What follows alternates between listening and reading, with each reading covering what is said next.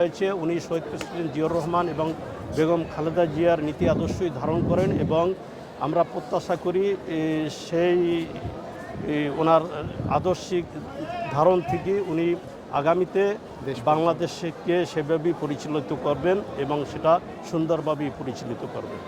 বাংলাদেশে নিঃসন্দেহে একটি অবাধ সুষ্ঠু ইলেকশন হবে এবং ফ্যাসিবাদ মুক্ত দল ব্যতীত সকল দলেরই একটি অংশগ্রহণমূলক একটি সুন্দর ইলেকশন হবে, সেটা আমাদের প্রত্যাশা এবং বিশ্বাস এবং সেটা বর্তমান প্রেক্ষাপটে যেভাবে চলছে সেটা মনে হবে যে ইনশাল্লাহ একটা সুষ্ঠু ইলেকশন।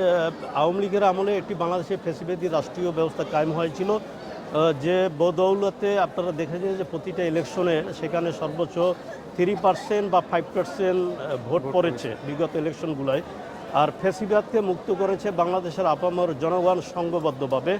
তাই ফ্যাসিবাদ মুক্ত যে ইলেকশনটা হবে সেখানে জনগণ ব্যাপকভাবে ভোট দিতে আসবে, সেটা আমরা প্রত্যাশা করি এবং সেটাই আমাদের বিশ্বাস, সেটাই